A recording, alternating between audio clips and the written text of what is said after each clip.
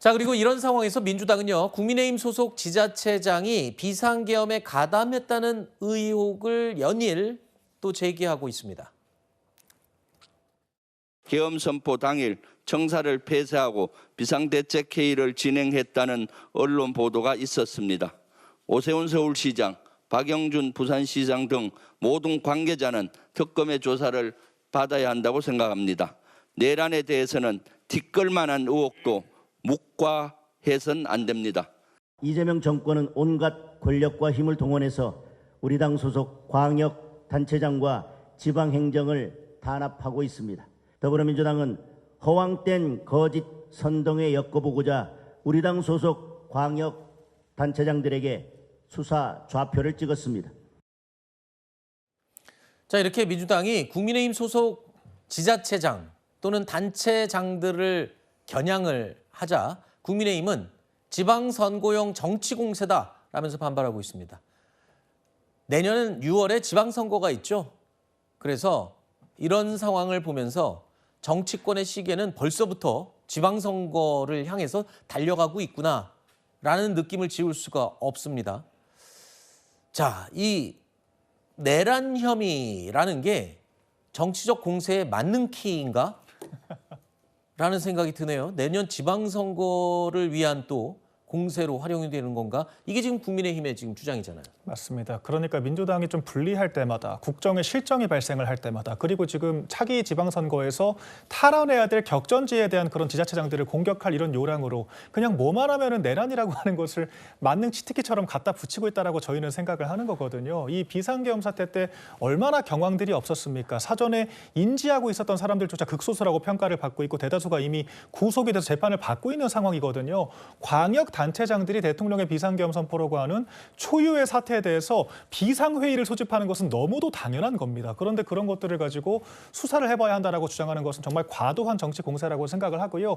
만약 이런 민주당의 주장을 지령받들듯이 특검이 수사를 개시한다라고 하면 정말 큰 웃음거리가 될 수밖에 없다. 저희는 그렇게 보고 있습니다. 내란이라는 게, 계엄이라는 게 사실 굉장히 비밀리에 추진이 됐고 일부 주요 인사들은 전혀 예측도 못한 예상도 못한 일이었는데 지자체장들이 여기 내란 혐의에 개입이 됐다? 좀 너무 크게 확장을 하는 건 아닌가라는 지적에 대해서는 어떻게 보세요? 저희 민주당이 계엄 있기 몇 달 전부터 국회에서 계속해서 지적했잖아요. 그래서 김용현 전 국방부 장관이 국회 나와서 그럴 일 없다라고 눈 부릅뜨고 막 김민석 당시 야당 의원에게 대들고 그랬지 않습니까? 그런데 국민의힘 광역 당체장들도 알 수도 있고 또 모를 수도 있는 겁니다. 탄핵 이후 들어선 새 정권 집권 1년 차에 벌어지는 전국적인 선거이기 때문에 지방선거가 과열될 수는 있다라고 보는데 결국에 특검이 아무리 여당이 주장한다고 하더라도 본인들이 판단해서 혐의가 없다고 생각하면 소환조차 하지 않을 것이고 또 여당이 주장하지 않아도 혐의가 있다고 판단되면 부를 것이고 또 불렀는데 혐의가 없음이 드러나면 오히려 지방선거에서 탄압받았다는 프레임으로 국민의힘 단체장에게 더 유리한 국면이 펼쳐질 수도 있다. 그래서 특검이 만약에 소환한다면 협조하면 된다. 이런 말씀 드립니다. 알겠습니다.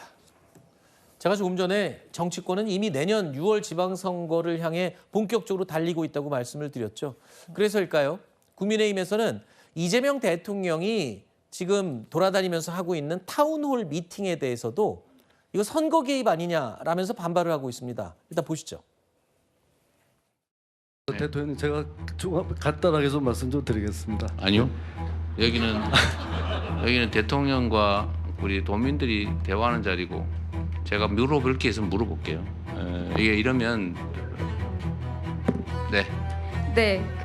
대통령께서 그렇게 와주신 데 대한 고맙다는 말씀을 하려고 했고요. 우리 지역의 그 실정 이걸 좀 말씀드리려고 한 겁니다. 아쉬움이 많이 남아 있었고 지방선거를 앞두고 민주당에 유리한 환경을 만들려는 전형적인 선거 개입이자 관권 선거입니다.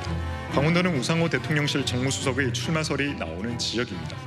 현역 야당 지자체장의 입을 틀어막은 이유를 국민이 모를 리 없습니다. 앞서 보신 영상은 지난주에 있었던 강원 타운홀 미팅에서 있었던 모습입니다.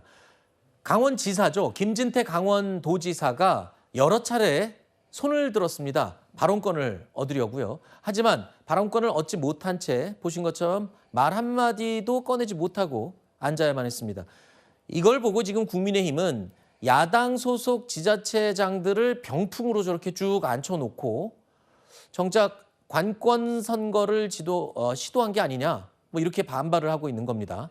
총선이나 지방선거 같은 큰 선거를 앞두고 진행된 대통령의 지방 일정은 매번 지적이 돼 왔어요. 지금 대통령이 나서서 선거 지원하는 거냐, 유세장에 왜 가냐, 뭐 이런 식의 지적이 있어 왔던 건데 저 모습이 지금 논란이 되고 있어요. 김진태 지사는 굉장히 억울했나 봐요.